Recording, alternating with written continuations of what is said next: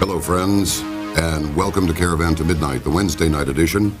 We're going to speak with some people about plasma energy. Now, there's all this talk about free energy and Tesla energy, and then there's alkaline water and this and that and the other.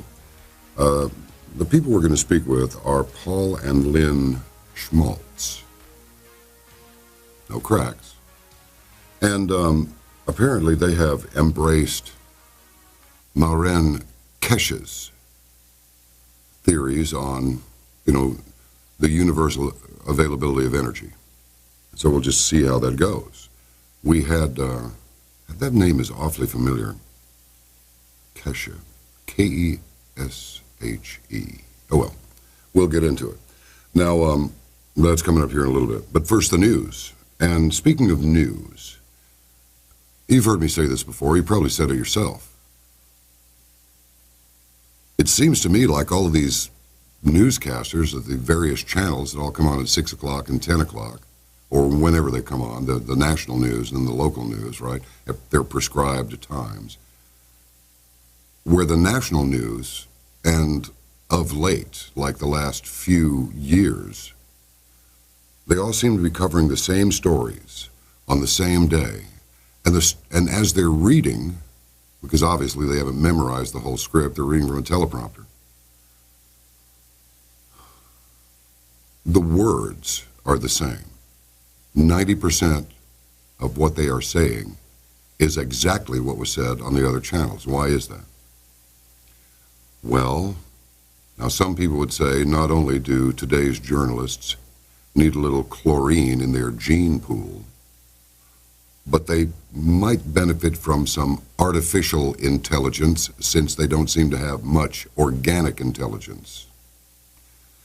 Now, this is not true in all cases. For example, this article by Jim Hoft from the Gateway Pundit. And I'll get back to that AI thing in just a second because I got a feeling you're going to want to hear about it. You're going to want to hear about it. It's just American English these days. Sorry, even I fall victim to it sometimes. From the Gateway Pundit and the aforementioned Mr. Jim Hoft, good writer. Well, looky here. Russian lawyer Veselnitskaya is pictured with Obama ambassador to Russia. Well, Veselnitskaya told NBC News on Monday she was not with the Kremlin, as was reported by the New York Times. Uh-oh, two bastions of accuracy and truth in conflict with each other. Or are they? She confirmed her meeting with Donald Trump Jr. was about Russian adoptions in the U.S. Well, that was a program that went on for quite a long time. I had neighbors who adopted two Russian girls, who, by the way, just grew into spectacular adults, scholastically and otherwise. Pretty amazing. This law firm, where Veselnitskaya is listed as managing partner, Camerton Consulting, is based in a Moscow suburb and does not even have a website. A staff member at Camerton told the Associated Press Ms. Veselnitskaya was unavailable for comment on Monday. Her office in Moscow may be a shell. There is no working phone, email, or website. Now, Russian President Vladimir Putin's spokesman, Dmitry Peskov, said Monday that the Kremlin is unaware of a meeting between Trump's senior staff and Veselnitskaya and, quote, does not know who that is. Peskov said, no, we don't know who that is, and obviously we can't monitor all meetings Russian lawyers hold both in Russia and abroad. Makes sense. Now this. Natalia Veselnitskaya was sitting with Obama's ambassador to Russia, Michael McFaul, during a Foreign Affairs Committee hearing 8 days after cold contacting Don Trump Jr. in Trump Tower. Here's a picture from the June 14, 2016 congressional hearing on Russia and the Ukraine. Here's another picture, and in it, that looks like Emin Agalarov. Emin Agalarov, sitting next to Natalia Veselnitskaya. He was mentioned in Donald Trump Jr.'s statement this morning. Emin helped set up the meeting with Veselnitskaya. Veselnitskaya was also connected to Fusion GPS, the DNC opposition research firm that produced the fraudulent and discredited Trump dossier. You see where we're headed here. This lawyer, Natalia Veselnitskaya, says she's not from the Kremlin, not with the Kremlin, but she cold called Donald Trump Jr., cold contacted him in Trump Tower, meaning just out of nowhere, right? And 8 days before this, she's sitting with Obama's ambassador to Russia, Michael McFaul, during a Foreign Affairs Committee hearing. Okay. And now we find out that this Russian lawyer, Veselnitskaya, was also connected to Fusion GPS, the DNC opposition research firm that produced the fraudulent and discredited Trump dossier. So why was Veselnitskaya hanging out with Obama officials just days after a meeting with Donald Trump Jr.? And why was Veselnitskaya given a privileged seat up front during the congressional hearing? Well, that's kind of a good question, isn't it?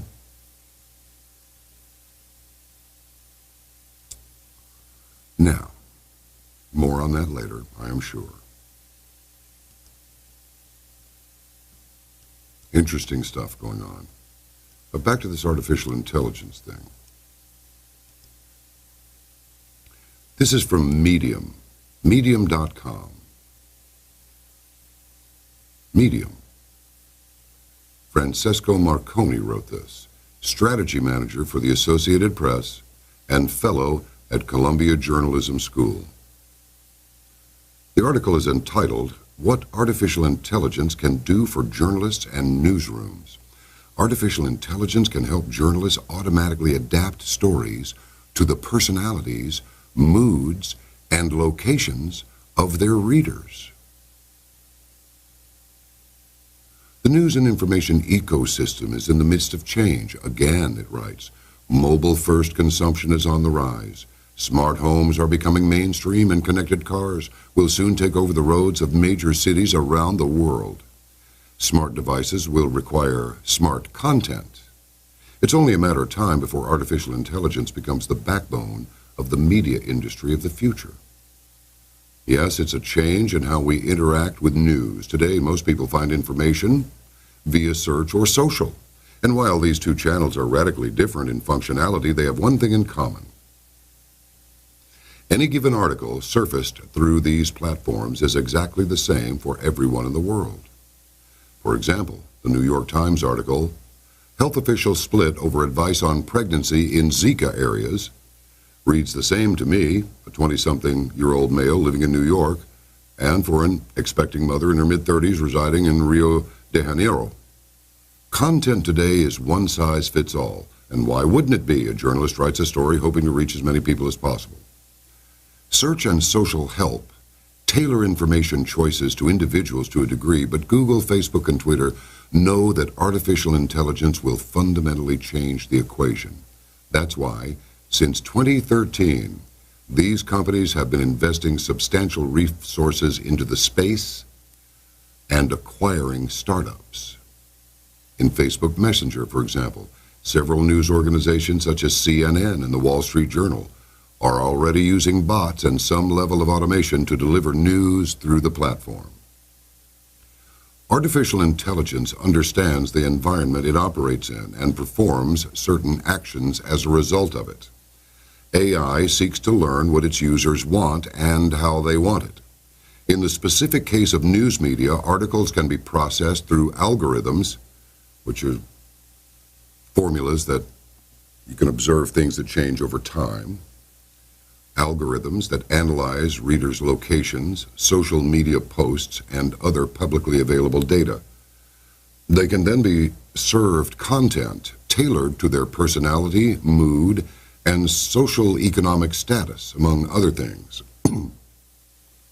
You may recall I said this back on Coast to Coast, and have said it 2 or 3 times on Caravan as well, that in the future,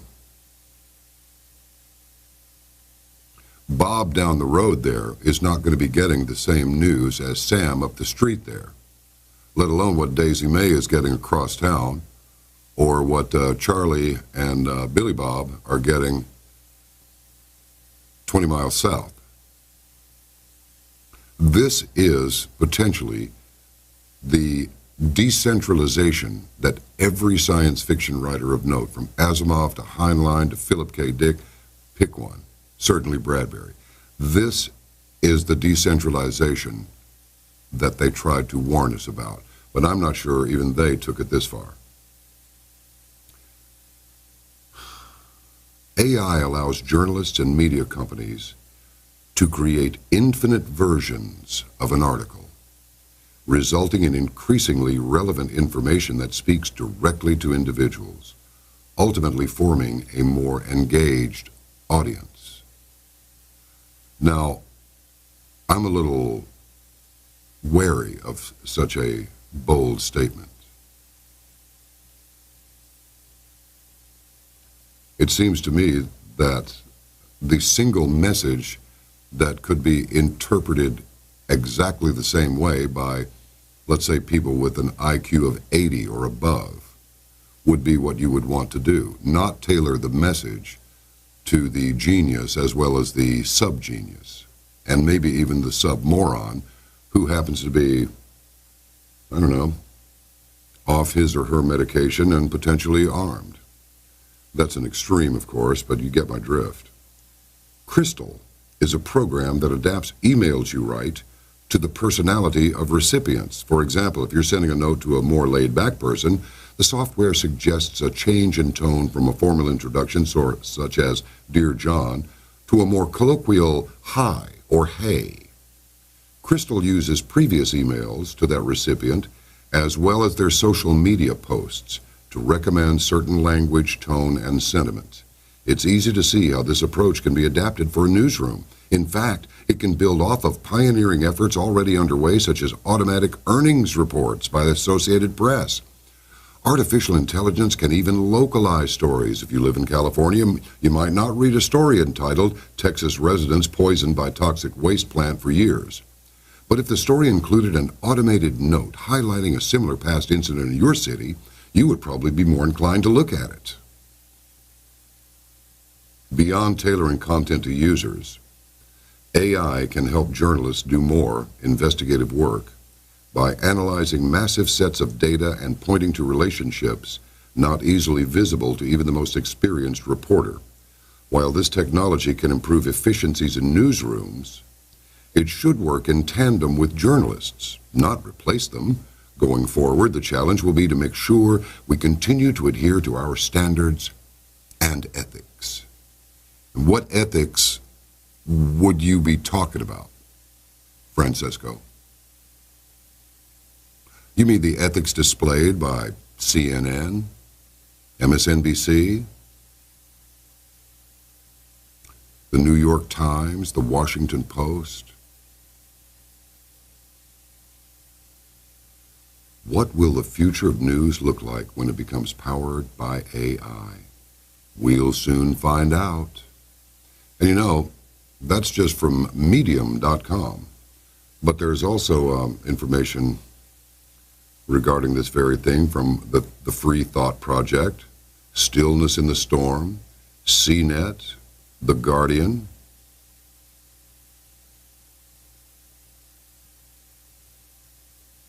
TechCrunch. On and on and on. AI goes mainstream, Fortune magazine.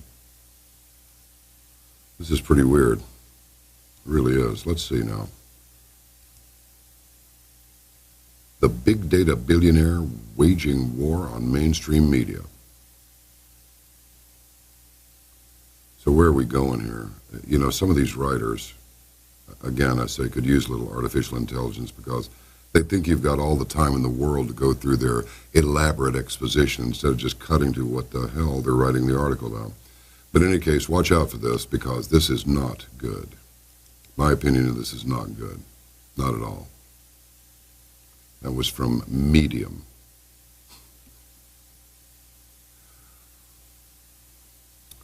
mentioned I almost got into a brawl with a guy deliberately because I wanted to get a small pizza. And he said, no small, only medium. I said, okay, well, just give me the smallest one you have. No small, only medium. Well, you've only got two sizes up there. How can you have a medium? No small, only large and medium.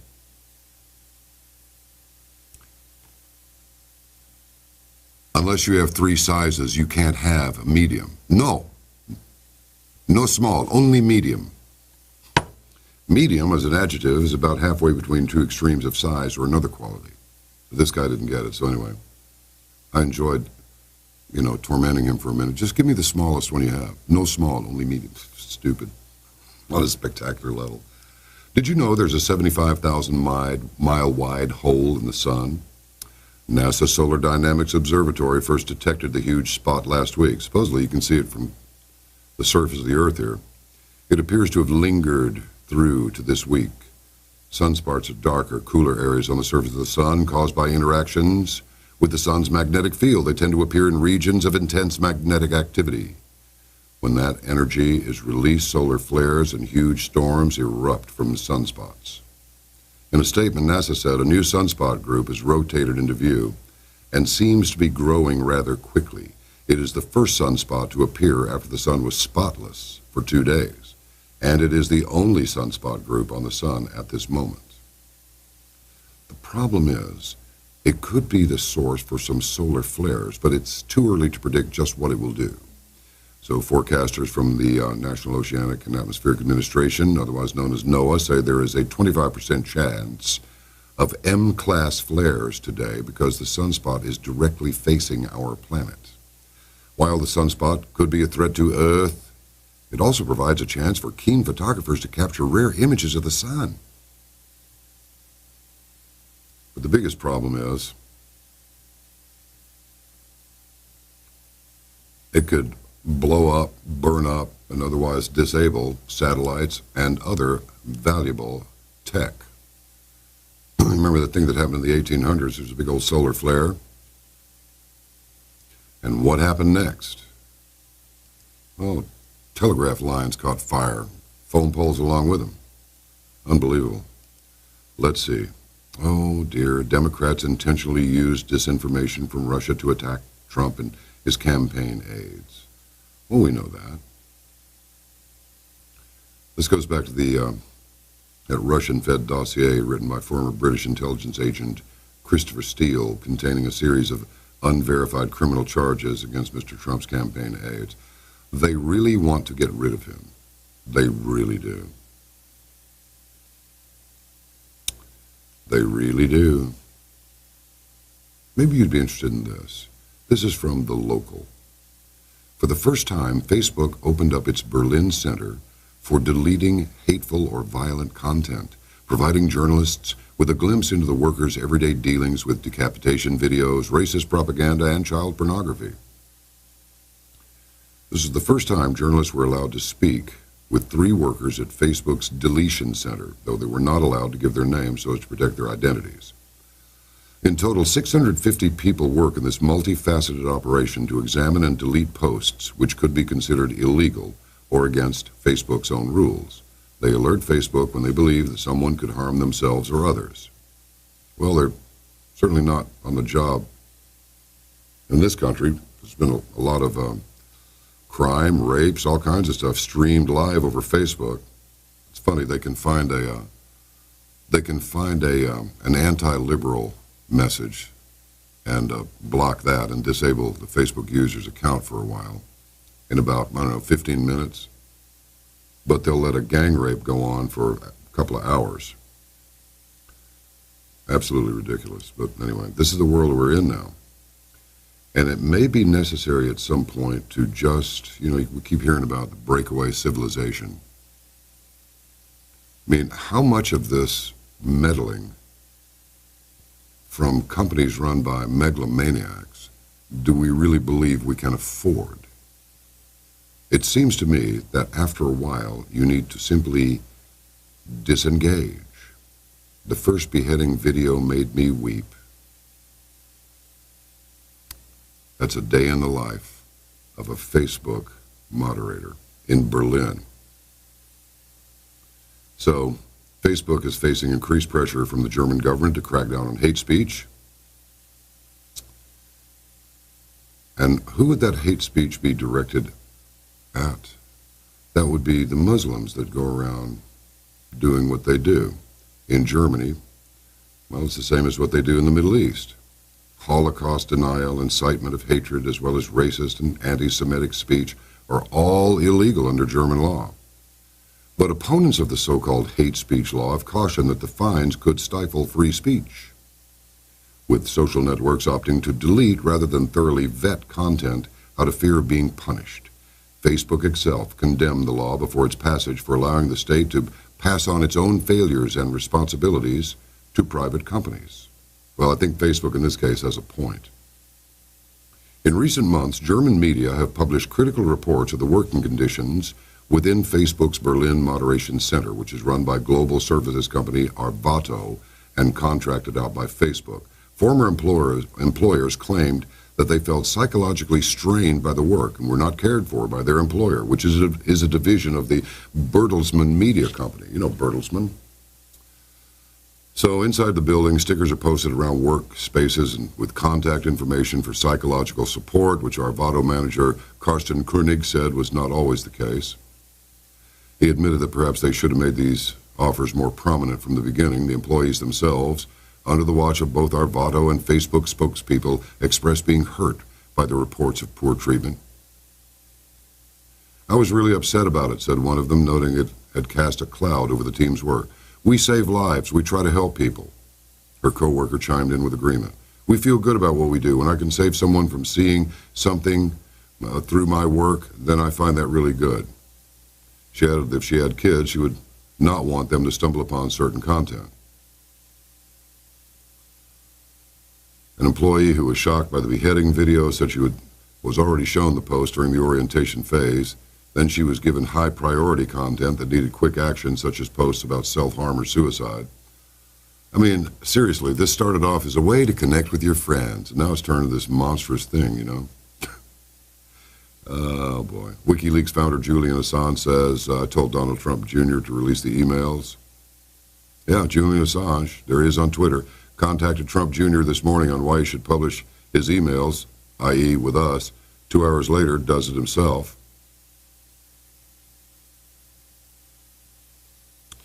In a reply to one of his Twitter followers, Assange said he told Trump Jr. that his enemies had the documents and would milk isolated phrases for weeks or months that would have their own context or spin. It was better to be transparent, Assange said. Well, he's right. Assange disagreed with how Trump Jr. revealed his emails, however. He said it would have been safer for the oldest son of President Trump to publish the emails within WikiLeaks so it would have an anonymous source. By publishing it himself, it's easier to submit as evidence. What are the Trumps getting in the way of? Trans-Pacific Partnership, yes. Illegal immigration, yes. Managed to work out a deal in, 30 minutes with Vlad Putin on a ceasefire arrangement in Syria so that we're not knocking down each other's airplanes, which, of course, could escalate into a serious, serious incident. What are they so afraid of? Everything. They have high hopes for the Islamization. They, the so-called elites, they're anything but elite. They're the hoi polloi. They're the low lives. They just have money. They have so much money, sometimes referred to as filthy lucre, that they are so thoroughly filthy themselves, even their thoughts are filthy. And they continually allow little blurbs of their speeches to somehow be made available to the public, such as, like when Juncker said, well, it comes right down to it, you have to lie.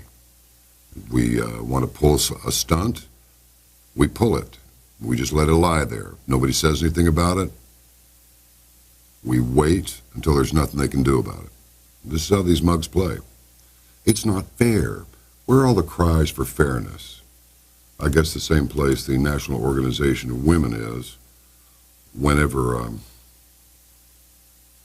there's an actual women's issue, you know, like human trafficking or California legalizing underage prostitution, stuff like that. They're just nowhere to be found because it's just another leftist outfit and nothing more. Anything else there that you might be interested in? Lots and lots of stuff going on. How much of it is interesting to you? I do not know. Belle Plaine. Oh, they're going to allow a satanic monument there. Oh, there's another one. Democrats spread false Russian information on Mr. Trump.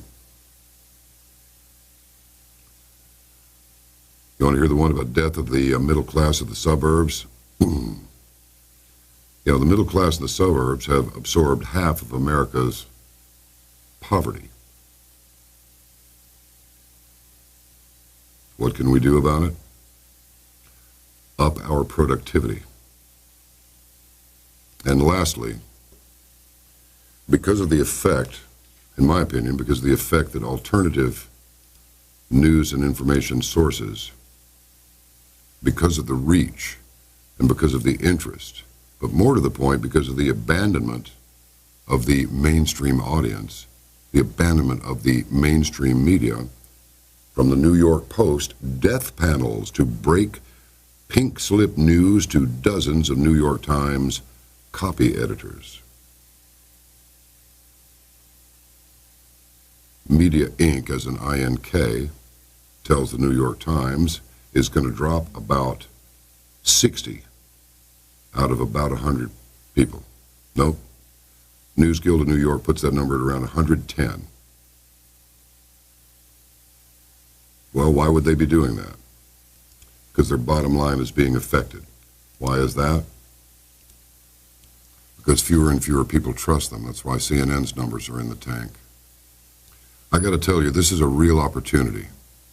This is my worry about that. And I'll just share this with you, and then we'll have a beautiful musical interlude, and we'll get on with our guests. What worries me is that it won't be a sober, level-headed organization or group of organizations that rises like the cream rises to the top. I believe that there are certain people who are being given a lot of publicity. A lot of publicity. They're having the spotlight shined on them. And they are being put in a position, because they're allowing themselves to be put in this position. It appears to the casual observer that it's just another news story, and, oh, wow, this is interesting because somebody that you're familiar with is the subject of this news report or this special or whatever. But these things don't happen by accident. And I believe that there's a movement underway now to elevate some of the more radical individuals and organizations, to elevate them to a position of prominence, thereby making them the uniform for the cliché of alt-right or extreme right. Take it all the way, white supremacist or white nationalist representative news. I think that's what they're trying to do. I believe that is what is in progress right now. What you do if you want to discredit an entire movement, let's say somebody on the right, you want to discredit somebody on the right. So the ones on the left will pick out someone on the right and just through continual exposure will elevate this person until they become the leader of the entire right movement. And thereby, it discredits itself so that the left can then move in again to fill that void where credibility once was. Does that make sense? No? Maybe? A little bit? Okay. Just watch out. Stay sharp. Don't believe everything you hear. In fact, don't believe anything you hear. How's the saying go? And only half of what you see. Maybe even less than that. This artificial intelligence thing is serious business. They're going to deploy it more and more and more, and while they disguise it as something that's going to bring us together so that their message can reach more people, well, they're creating a cohesion between us and them, the source of the news, but they're creating division among we, the recipients of this news. So watch out. All right? All right, good. If you're watching this program on YouTube, this is our daily news segment. The Caravanners make it possible. Caravanners pay for it. The Caravanners pay for everything.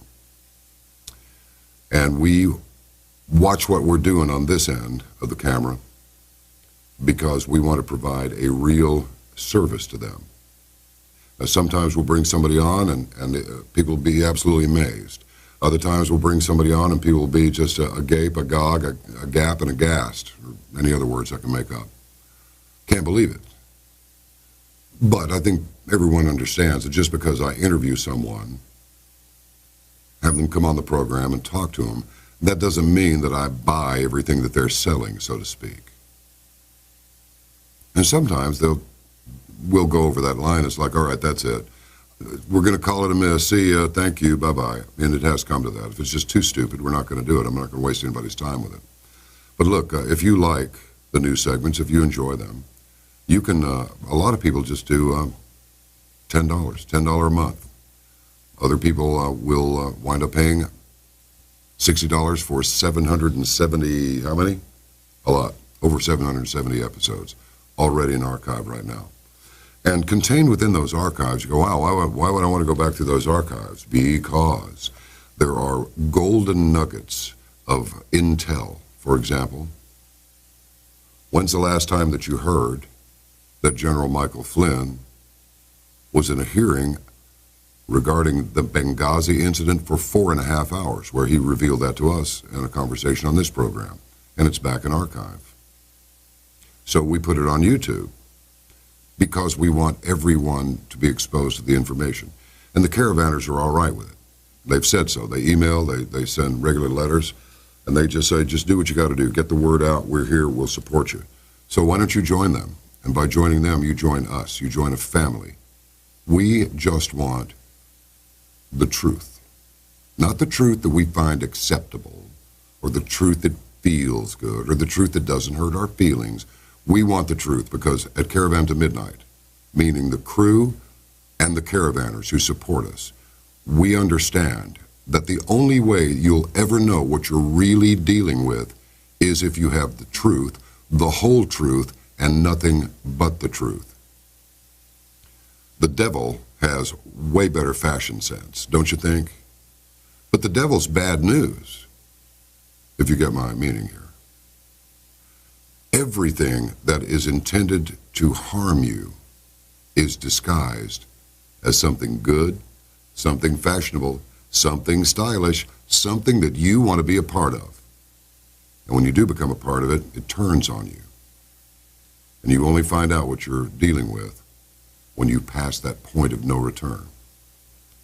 We try to keep an eye on where the point of no return is and keep ourselves and the Caravanners on this side of it so that we're always able to adapt, always able to change, modify, improvise, and overcome. Any of that sound familiar to you? I thought it might. So punch the link down there. Check out the site. There's a brand new site with improved functionality. We have a stellar staff of people who love the Caravanners, want to help them. Even if they call and somebody's ticked off about something. Oh, you know, this happened, this. Patience, patience, patience. They're just a little jacked up. They'll be fine. And they love them right out of it. You know, they really do. I don't mean, I just mean they just deal with the problem. They satisfy the requirements of the Caravanner, and they're like, oh, you guys rock. It's like, yeah. And together we rock and roll. We rock-ola. So join us. You'll be glad you did. A lot of people say it's the best money they ever spent. What size bag of groceries do you leave with after you've spent $60? It's pretty small, isn't it? Join us. It'll be the best money you ever spent. Okay? Okay. Stand by. Beautiful musical interlude to come, and then It's all about plasma energy. Is it something we can use, or is it merely meant to amuse? We'll find